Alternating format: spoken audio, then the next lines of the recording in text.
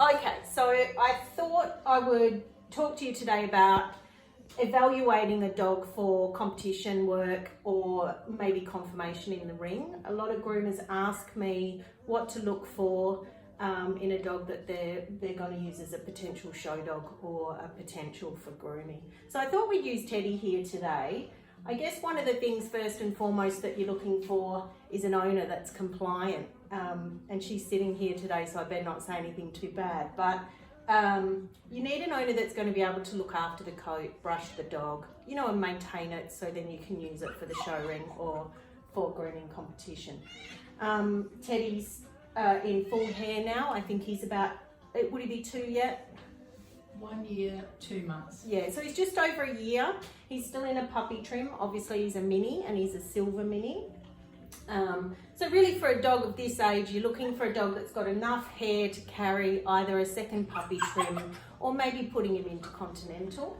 But there's fors and against to that, and generally with miniatures we like to keep them in the second puppy trim, so that's what we're going to evaluate him for today. So I'm just going to go to the other side of the table. Now, if I was going to look at him first and foremost, I'd probably just look at his overall type.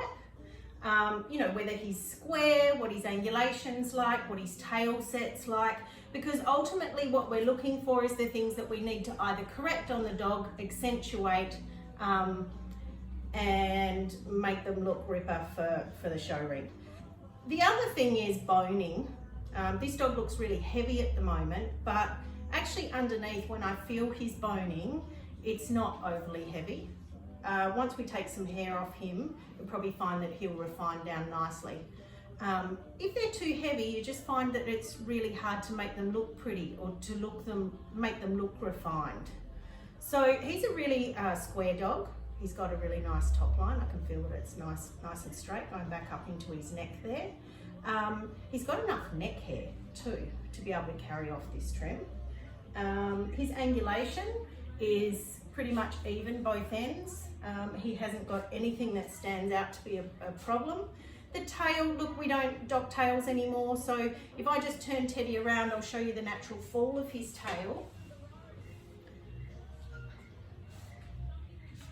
So when we look at his tail in a relaxed position, he does have a tendency to put it over to the left side.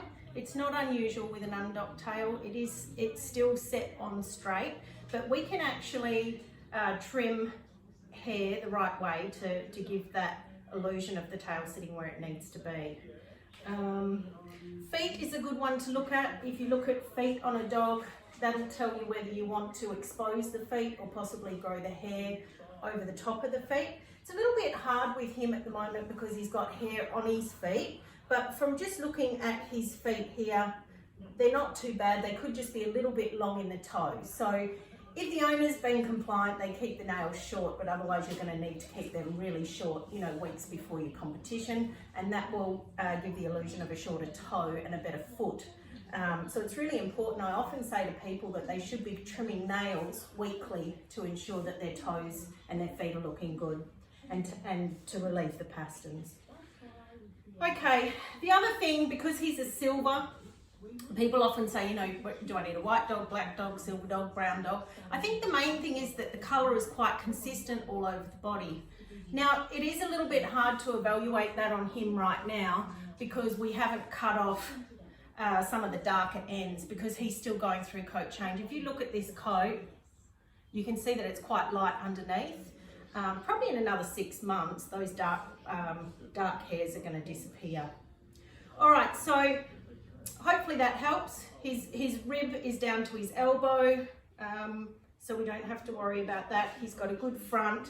If we're looking at his headpiece, that doesn't make a huge difference with grooming, but we'll know whether we're going to frame that with a top knot and how we're going to do that. But I'll do that in a later video.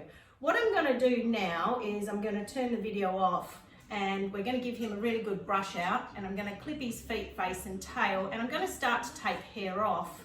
And I wanted to be able to show people how to take it off in a systematic way, because I think previously when I've judged grooming competitions, I've watched people groom and they often they're sort of a little bit all over the place. They're not thinking about the overall shape that they're trying to achieve.